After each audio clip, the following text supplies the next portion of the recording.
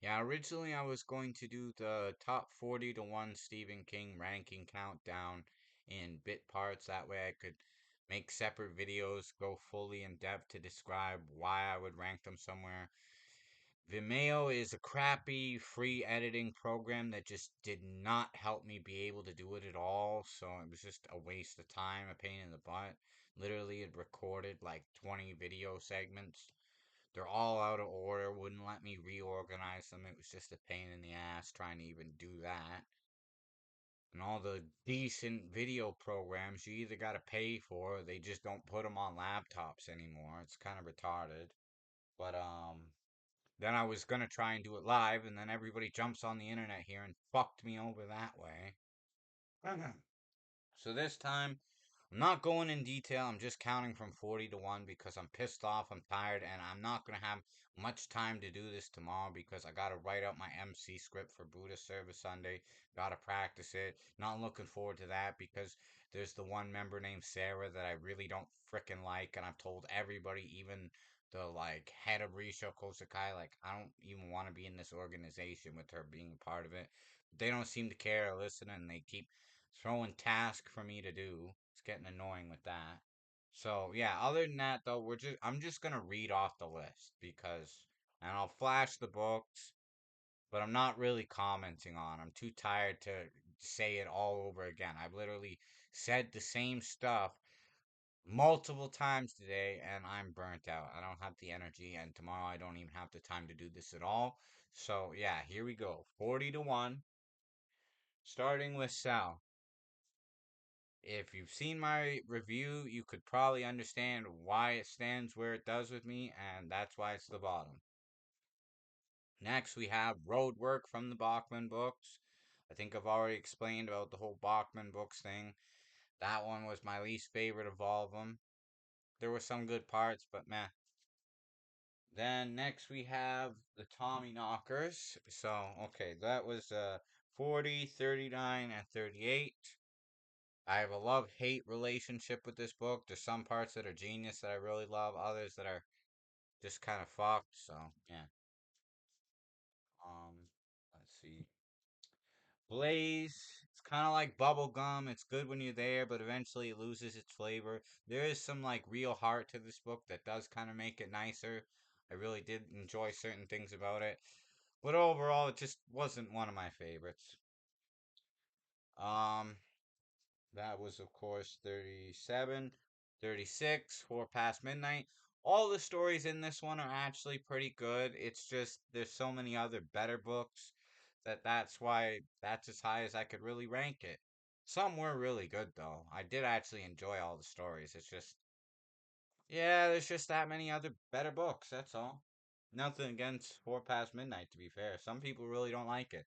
I actually did for the most part. Next, at 35, we have another one of the Bachman books, The Running Man. Pretty good, fun, action packed thriller suspense story. I really like that one. 35, it's pretty good. It had a really badass ending that I loved about it. I could totally see why they picked Arnold for the character in the movie. Never saw the movie, but reading it, I could totally picture him being that character. Next, okay. Oh, Skeleton Crew. Um, Collection of short stories. Some are really good in this. Others are meh.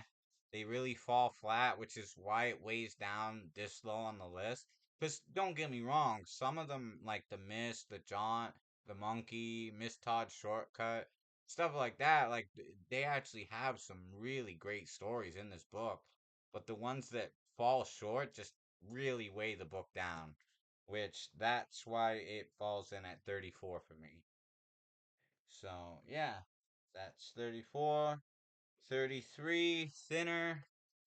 The reason I like this book better than some of the other Bachman books is because of Richie's character. He's really good. The movie was a good interpretation of it. Pretty spot on. A couple differences. I think the ending had a difference, but overall it's a pretty good book.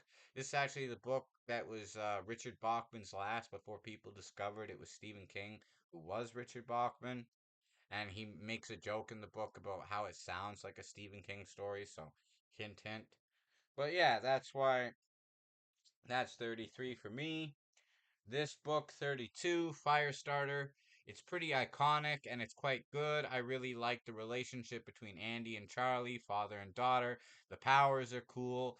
John Rainbird is a really despicable, manipulative bastard. He's a great villain, and overall, it's a great story. There's just that many other stories I liked better than it.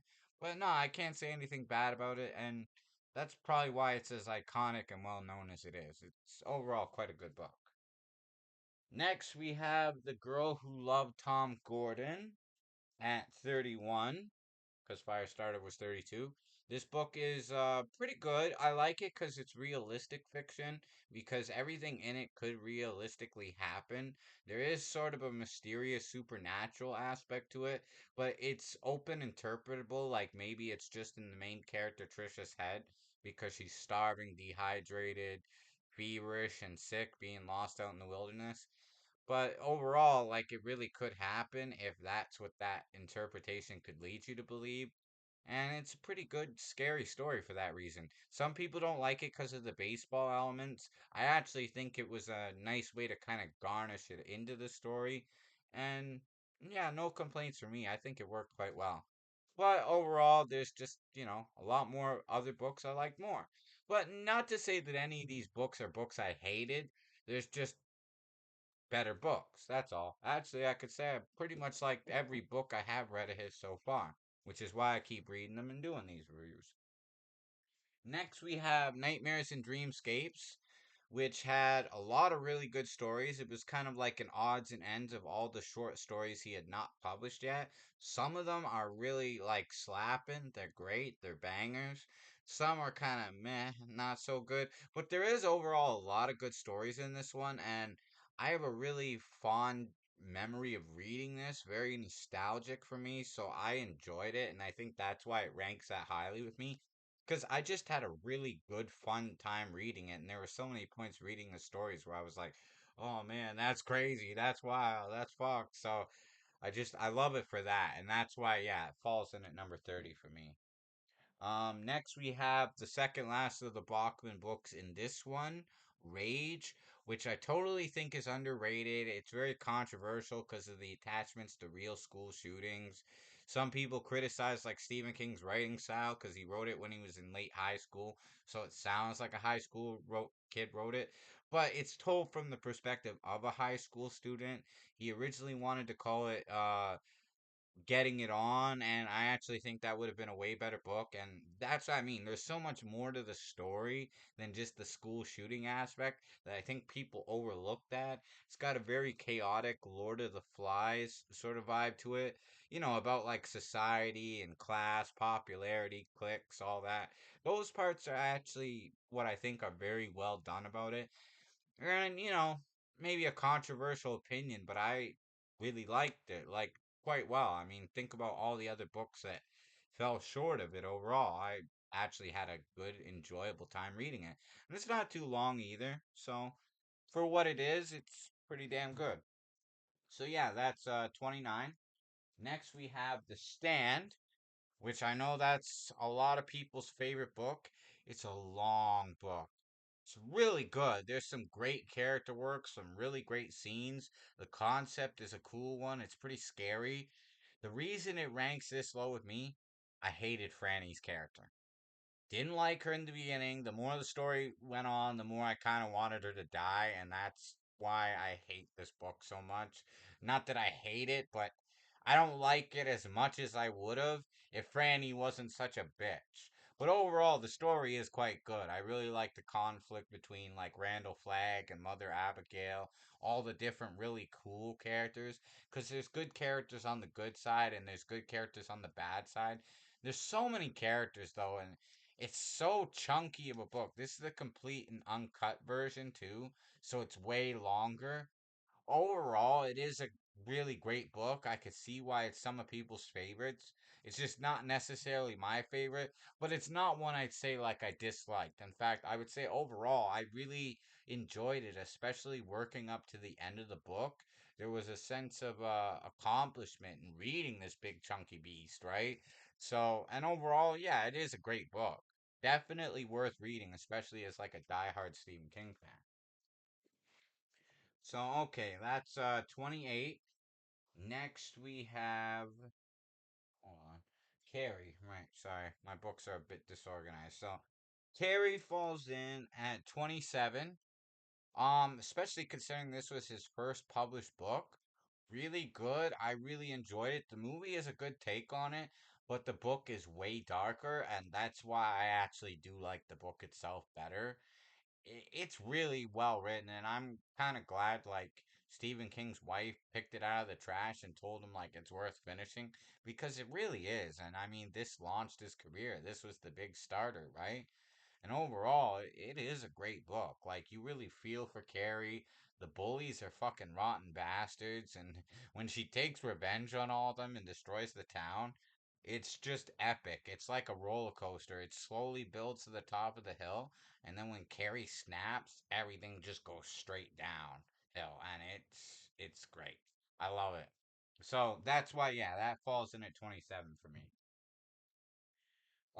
For the next one, Rose Matter at 26. I really did like this book. The husband cop is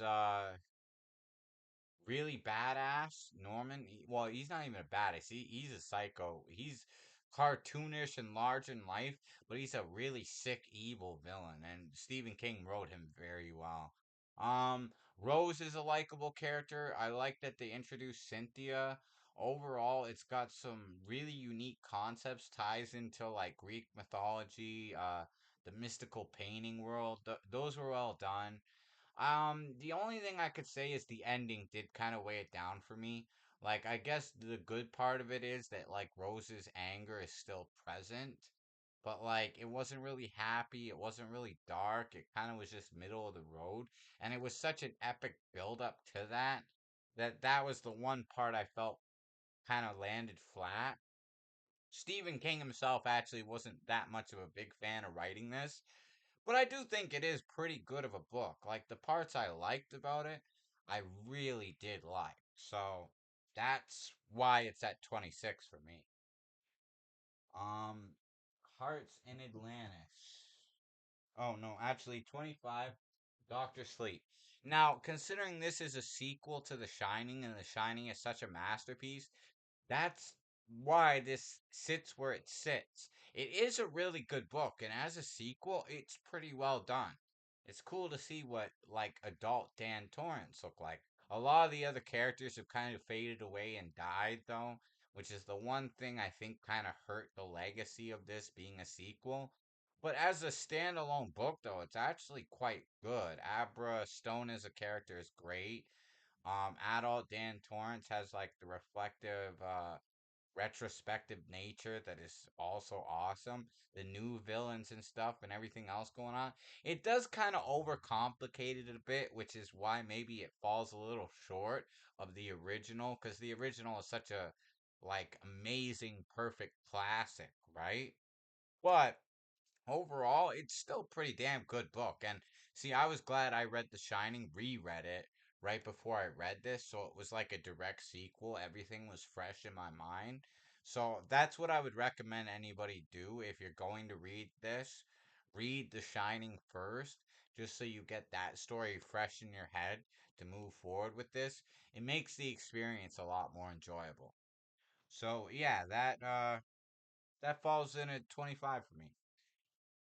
24, Hearts in Atlantis, which was a book I didn't actually expect to like as much as I did. It's a mosaic novel, so it has like five different stories that all tie in together. And I had it for a long time just kind of sitting here. I didn't read it, and it was just kind of like, oh, I'll read the other ones I'm more excited and interested to read first. I'll get to this one like, later down the road. Because I just didn't really have the excitement to read it. But then when I did, I was actually amazed how much I really like this book. It's not like entirely scary. There are some scary moments in it, don't get me wrong, but it's just a very well written book, like about the time changes throughout history and everything leading up to the final act of this story with all the other interconnected stories locking together. It's so good. And even the movie with Anthony Hopkins is pretty good. The only thing is that movie only focuses on story one and the last story, the like epilogue six story almost, right? The other stories in between really add some meat. Whereas the book also has a lot of Dark Tower references. I've not even read the Dark Tower references, so I was a bit lost with some of that. That's probably why they changed those for the movie to make it more relevant for just that story to fit in. But even still, it didn't really take away any enjoyment. If anything, reading this and hearing those references kind of made me want to read the Dark Tower series more. Like in the future, I definitely want to get to it, right? But overall, yeah, that's why this falls in at 24 because it actually is a very solid book and I really enjoyed it.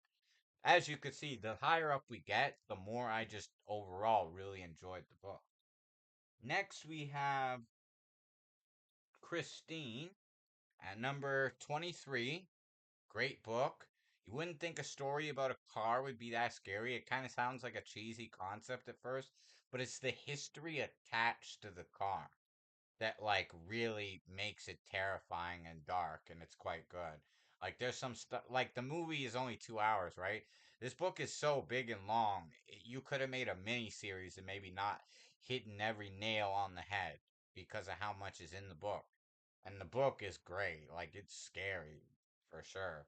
And I mean the character development, like Arnie and Dennis, their relationship, how they like evolve and devolve, like from where they are at the start of the book.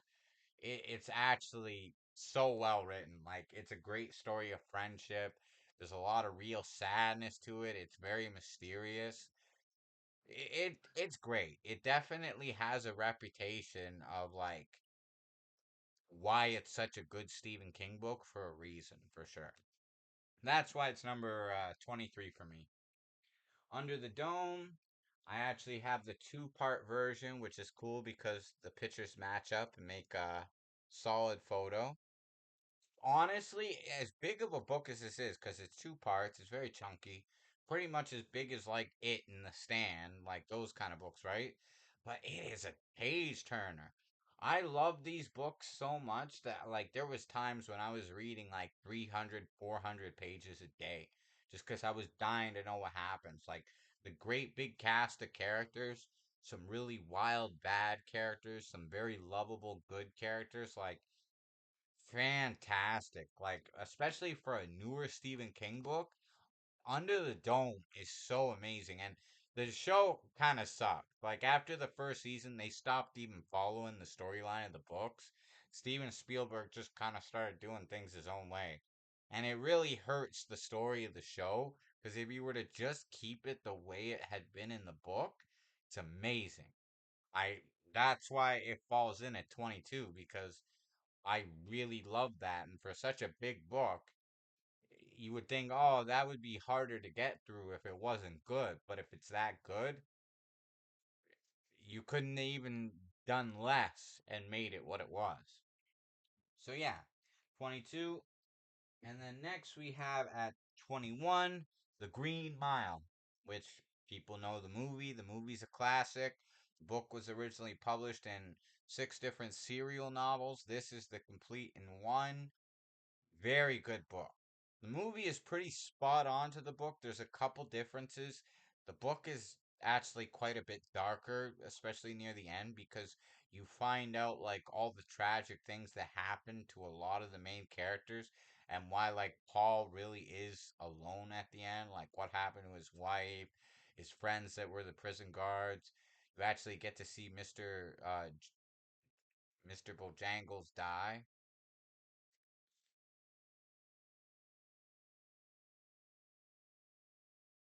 And yeah, sorry, I lost my train of thought there for a second. I'm tired after trying to do this twice, or three times today. But yeah, 21, The Green Mile, really good book, and that's why it's 21.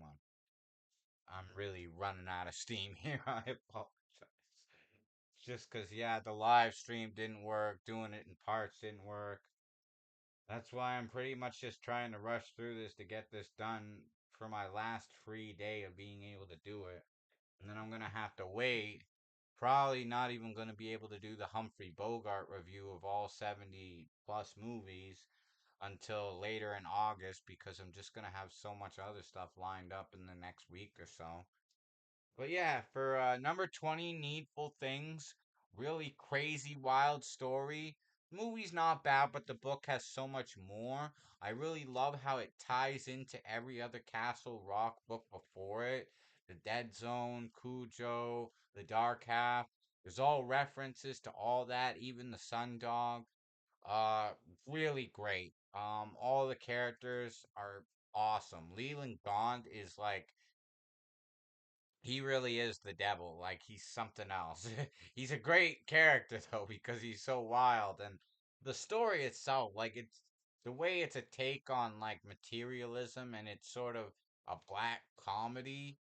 It's a very entertaining book. Like as big as it is, I had such a blast reading this. Like I just loved it because it's such a great story, right? So yeah, that's why that's 20 for me. And then for the last of the four Bachman books, The Long Walk, the first book Stephen King ever wrote in high school. And it's amazing. Great characters, the whole futuristic survival game of who could walk the longest. Like everything about that, like it's definitely my second favorite Richard Bachman book ever. And the fact that it's this high up as even like an amazing Stephen King book is because it's so entertaining and enjoyable. Such a great story. And the way he ends it is so mysterious and like it really shows the literary genius that he would become right at the beginning for him to come up with that right near the end of high school and think up such an amazing story. It's just brilliant. So yeah, that's why 100% number 19 for me. Number 18 and the second scariest of all Stephen King books I've read, Revival.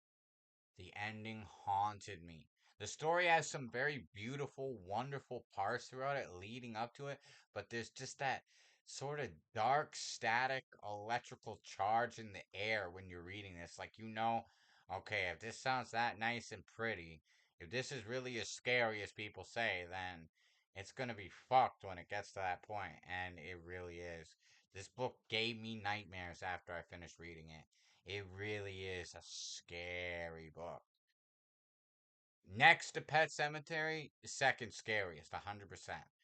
Now, some of it is kind of but like a good chunk of this book is actually solid. Like for it to rank over the halfway mark for a book later in his career, I do think Revival is definitely a great book. And like I say, what really makes it climb so high, it's definitely like one of the most fucked up scary books he's ever written. So, yeah, that's 18 for me.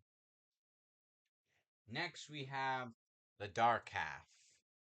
Classic. I read this one very early on. I think this was the fourth book of his I read. Really good book. I really like it. That's why it came in at 17. Has the whole classic rock theme about it. I love that it's the first appearance of Sheriff Alan Pangborn. After George Bannerman gets killed in Cujo, he takes over. Alan Pangborn is a great sheriff, and he really is the driving force behind a good chunk of this book. George Stark as a villain is fucking crazy, wild, scary. Um, the battle with him and Thad, his children, the kids, all that, like, oh man. This book is so crazy and so good. It's one of those really iconic Stephen King books that's just absolutely amazing. And yeah, I mean, the fact that it's number 17, what does that tell you? It's definitely up there among all the other ones I've read and mentioned so far. That's definitely a solid place for that to land. Now we have Night Shift, and number 16. The whistling made me forget and lose my train of thought for a second. Plus, I'm really tired. I'm like, man.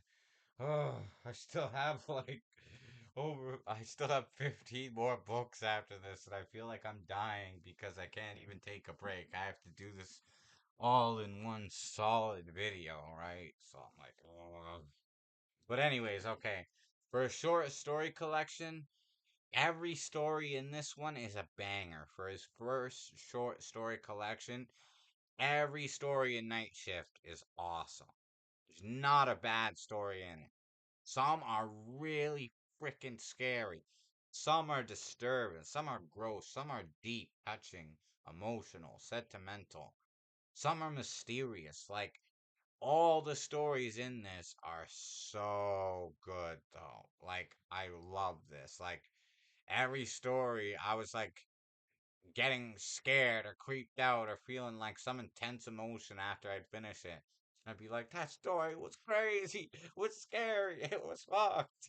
Every story. So I'm like, that's why, of all the short story collections I mentioned so far, right? This by far, for his first, is one of the best. There's one I did put up higher because I enjoyed the stories a little more than this one from that one. But this objectively could be said to be his best short story collection, and I wouldn't argue it. I would just say when it comes to the other one, I'll mention further down the road, that would be my personal preference. Like, I just really like those stories a bit more. But Night Shift, solid. Definitely classic Stephen King short stories at its best. Next, we have Cujo. Classic. And considering Stephen King wrote this when he was blackout drunk and didn't even remember writing it, it's freaking amazing. The movie isn't bad, but I mean, the book, so much more dark, so much more terrifying. I actually think that's part of why the book is such a classic because it's so scary. And the way some points of view in the book are told from the perspective of the dog as the rabies is starting to change its state of mind, it's great. It's great. It slips into madness. Of course, this is another classic Castle Rock story. And for the second one in the series of the classic rock books, it really hits hard and it is good. You could see the after effects of the next story that I'll mention of the classic rock ones still leaving sort of a lingering atmosphere on the town after what had happened before. But yeah, Cujo, solid book. And a dog getting rabies and going on a killing spree really could happen. And if it was a giant Saint Bernard, well, that could really be trouble. So that's another one of those. It's scary because it's realistic fiction, right? So yeah, that's why that falls in at 15 for me.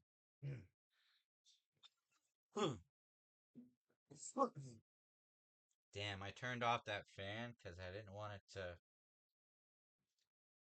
bleed into the recording. I'm getting I'm roasting here trying to do this. Hold on, let me catch my breath for a second.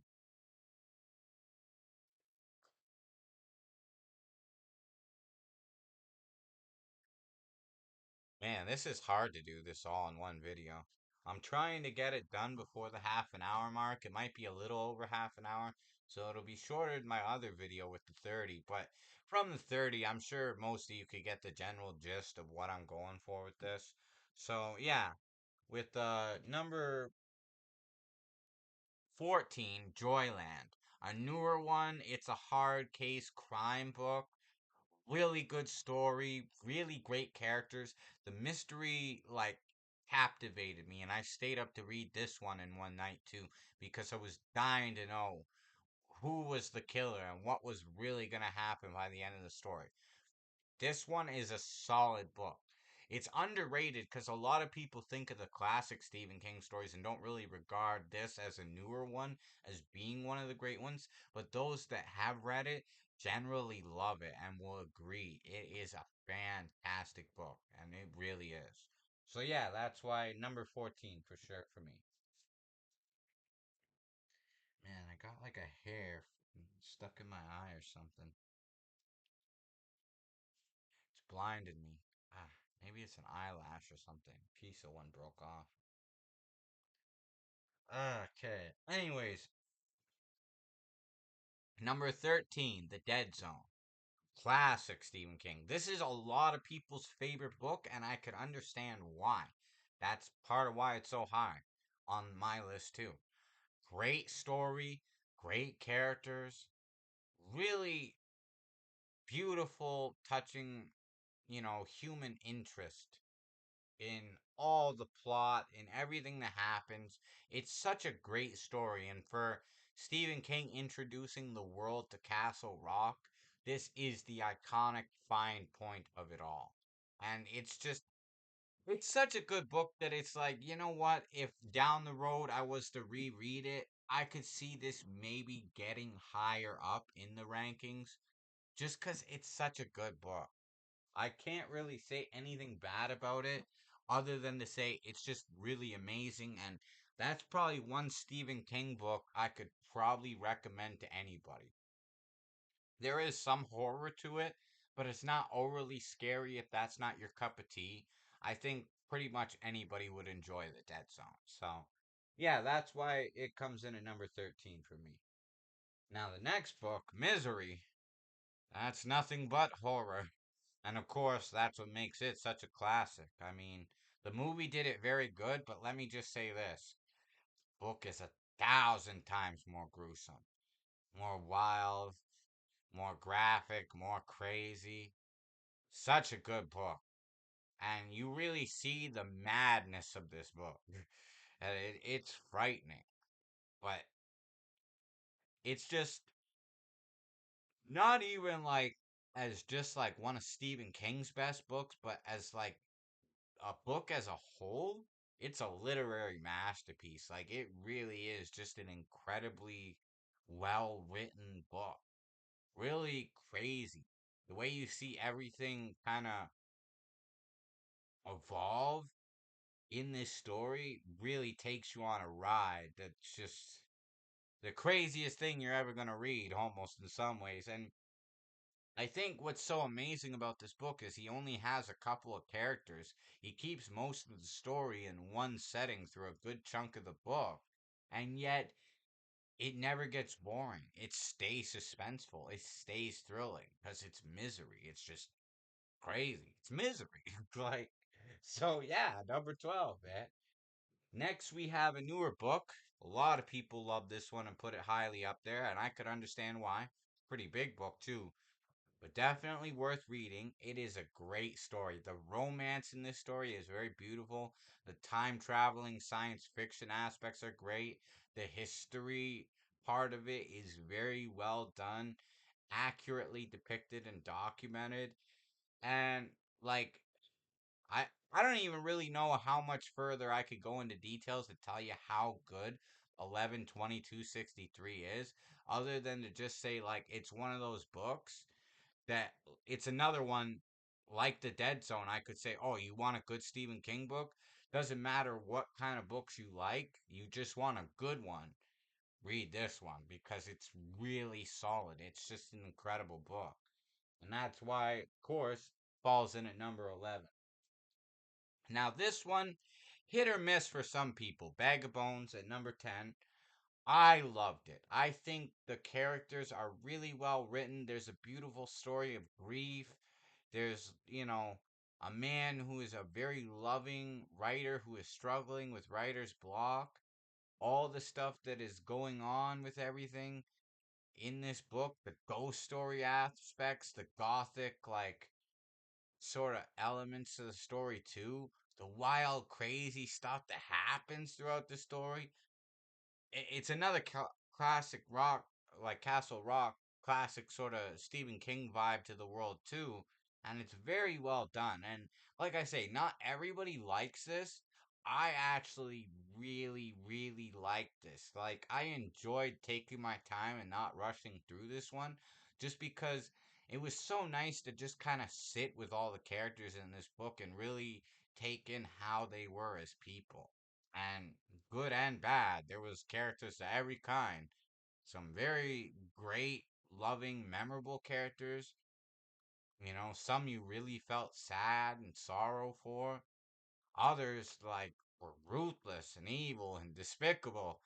It had everything, and that's really why I put it as high as I do, because I just really enjoyed the story, the world that it built, and all the characters. Just very well done, in my opinion.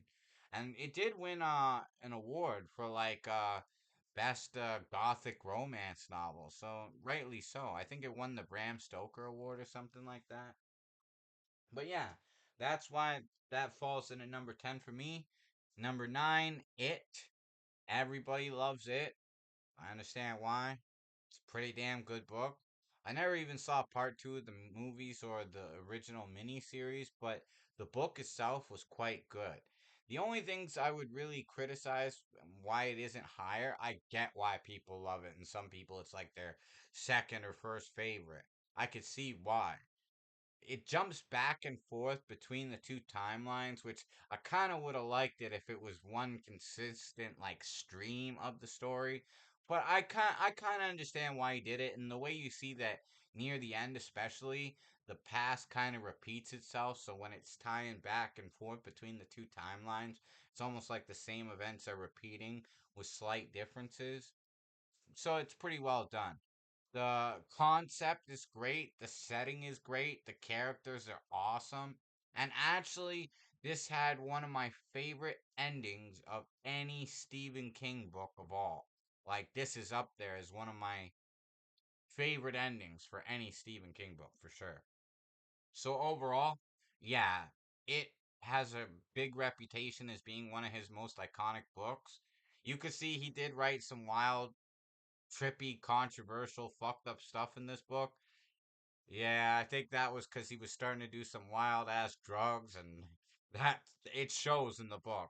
But at the same time, it is pretty incredibly well done, even knowing that. So, yeah, number 9 for sure. All right, so that takes us to different seasons. 4 novellas in one. Rita Hayworth in The Shawshank Redemption, Apt Pupil, The Body, and The Breathing Method. All amazing novellas. All so good. It's classic. Like, you get to see every sort of strength that Stephen King has a writer in all four of these stories, and they are all so amazing. They are all really good stories. And this one was like one of the third, I think it was maybe the third or fifth one I read of his, and it's amazing. It still stands with me as like this is just one of the best books he ever wrote. Like you can't, as far as like a collection of 4 novellas in one, I don't think anything will ever surpass different seasons. Because here he's not trying to write just horror. There is some scary moments in some of all these stories, but not really anything that is particularly focused entirely on horror. But you see great characters. You see memorable coming of age stories. You see growing into corruption. You see all this wild stuff. And it's just overall an amazing book. So, yeah, different seasons falls in at number 8. That's right, because it's 9. All right, just after sunset. That was the short story collection I mentioned earlier as having my favorites in them. I really like the cover. I like the vibe. I like the energy. All the stories in this were very memorable to me. Some I obviously liked more than others, but the ones I loved and really liked, those ones still stick with me. And it totally just, it has a vibe to it that even though it was written later than the 90s, it totally has a 90s vibe to me. Like reading it, it felt like I was back in the 90s reading it. And it was made in the early 2000s. Like I think let's see, when was it published? It was published like 2006, 2000 and, oh, 2008. Okay. So it was published about then, but it has a very nostalgic vibe to it. Maybe it's cuz we're so many years past it when I was reading it that it does seem like it would take place a long time ago. Me, it honestly took me back to the 90s. But yeah, there's some really great stories, and overall I think it's very underrated as like a new Stephen King book. This still stands out as one of my favorites, especially of his newer ones. So, yeah, that falls in at number 7. Next, we have the twin novel of Desperation, The Regulators. Very sad, beautiful ending. Great story. I love the way it's like a parallel universe, different path of the beam kind of thing with all the characters like getting reshuffled and rearranged from Desperation into this, the familiarness of it. I love Desperation so much that that's why I was very excited to read this and come back to those characters because I really liked all those characters. Some people didn't. I did. So it was very fun. It was kind of a nice little reunion. Overall, this story is a lot more wild and crazy and weird. I do like it. Like, it doesn't really hurt it. I mean, it's number six for me. So it still shows you I really love this one. As a whole, it left me with such a sad, like melancholic feeling by the end of the story, but there was also a beauty to it that I really liked about the ending. And it was just interesting to see all the characters from Desperation end up in completely different roles and end up in completely different terms as far as like where their fate would lead them. So yeah, that's why number six, very great book. And then for number five, we have Dolores Claiborne. Not horror, but just a very incredible book. Dolores is a great character. Her telling her story is mesmerizing, captivating. The end is my favorite Stephen King ending of any book. Such a beautiful way to end it. Such a nice twist and turn of mystery throughout it. The way she builds the suspense by talking about the characters, the way she's so forthright and honest and blunt about everything, you really believe her story and can put yourself into her shoes as she's telling you about all this stuff. It's such a fantastic book. I mean, it's number five for a reason because I could still tell anybody like this book. I've had some people like, oh, what's a good Stephen King book that isn't too scary? This is usually the one I would tell people to read if you want something that's not too scary, but it's just an amazing book because it really is. Still to this day, my number five. So there you go. Number four. What more can I say? The Shining. I mean, everybody knows The Shining from the movie. The miniseries is pretty good.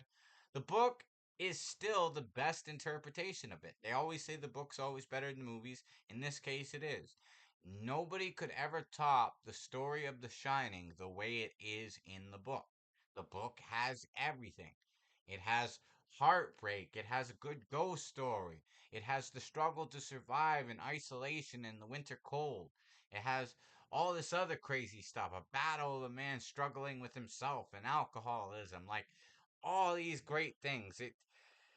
It's just such an amazing story. Like that's why everybody kind of holds that up as one of Stephen King's greatest books because it really is the iconic legend that people proclaim it to be. Like number four. Need I say more? And then next we have Desperation. As I was saying earlier, the twin of the Regulators. Now this one underrated in my opinion, and same with the Regulators. Not a lot of people put them up there in their top like 5 and 10. Me, I love it. This was actually the first one I read when I started my Stephen King book. I like my journey with the Stephen King books, I mean. I had read The Shining and Pet Cemetery back when I was in high school, but I reread those as I was starting the journey over again. But the first book I actually read when I decided, okay, I've got these Stephen King books here, I'm gonna start reading them all.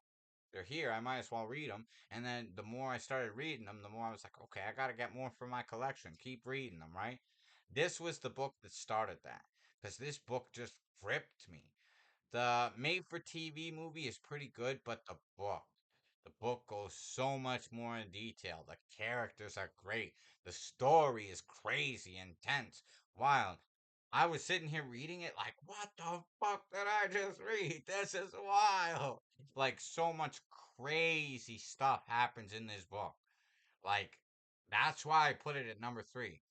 I I still cannot tell you of another book that like just freaked me out and tripped me out that much reading it because of how wild and crazy it was. Desperation. That's That's why it's number three. It's a wild ride. It's nonstop. And by the ending, you're just like, man, really makes you think about life in a profound and sort of philosophical way, which I really loved. And that still sticks with me. And I find it kind of haunting. But yeah, great book. Number three. Pet Cemetery, the very first one I ever read. Definitely my second favorite, the scariest, has some of the most memorable characters. The book is just absolutely amazing. The original movie isn't bad. I heard people say they changed the new one and it's kind of shit. Sounds like it from what I've heard they've changed. But the original story in the book, Stephen King was actually afraid to publish this because he thought it was too scary. He needed to give the publishers a book to get out of his contract with Doubleday. He had written this, but it was very personal because he used a lot of parts from his real life to influence the story. But since he was desperate to get out of his contract, he had the book kind of just sitting there. He gave it to them to just get out of his contract. And it is a dark, scary, freaky, intense story, very grief woven. But it's amazing. It might not be for everybody. Like if you have like if you get scared easy, then it's definitely not for the faint of heart because I've read this book twice and the second time it still scared the shit out of me. When I was a kid, the movie gave me nightmares for 3 months. Book is even scarier. Like so much more in detail, right? So yeah. You can't it's hard to even top this book because of how amazing and legendary among all of Stephen King's books. That's why a lot of people put this up there, and rightly so. The only book that really tops it for me is, of course, my number one favorite, even still, Salem's Lot. The characters, the concept, the setting, everything about this book, the romance, the horror, the grief, the nostalgia, the way Stephen King puts himself into the book as the character, like the evil, clever villain. Like everything is just phenomenal and flawless about this book. Like still to this day, I will always probably consider this to be my favorite because this is, like in my opinion, a perfect Stephen King book. It has everything that makes him great as a writer all put into one book, perfectly balanced out. It's incredible. Like all the scales are balanced on point. Every star has aligned with this book. It is incredible. And considering it was the second book he published officially, it's like, wow, what a literary genius. Like, still to this day, no book could top Salem's Lot for me. I love a good vampire story, and this still stands out as one of the greatest vampire stories ever written, up there with Dracula and all the classics like that.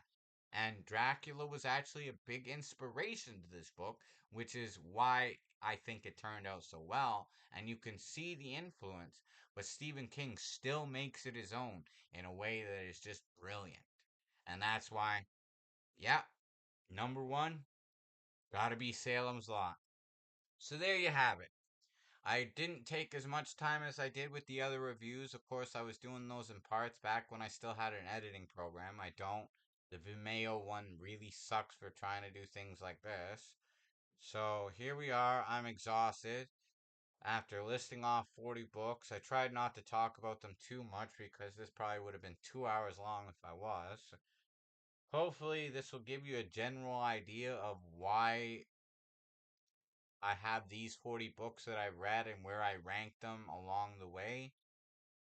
But yeah, they're all good. I would say anybody who wants to read Stephen King, take what you will from this. Keep in mind, it is just my opinion, but that's where they sit with me. I have different tastes than other people might have, but if there's anything good to take away from my review, I try not to give away too many spoilers because some people don't like that. But, just tell you how great the books were in comparison to other books and why that's where they sit there with me. I'm not saying I hold the definitive truth, but it is my opinion. So until next time, I'm your host, Super Kami Guru Alucard. Hope you enjoyed this presentation and stay tuned for later in August when I will review all the Bogart movies in an 8-part series where I will count down all the way from 76 because he made 76 movies. I will credit all the ones he made. I will talk about the ones that are impossible to see and describe all the ones I have seen and where I would put them, which is most of them. Some of them nobody's seen. Nobody that's alive nowadays, or people who work in museums might have seen them that has like one of the old film reels of it. That's about it. But, anyways, hope you enjoyed it. And until next time, take care and have a wonderful day. Peace out.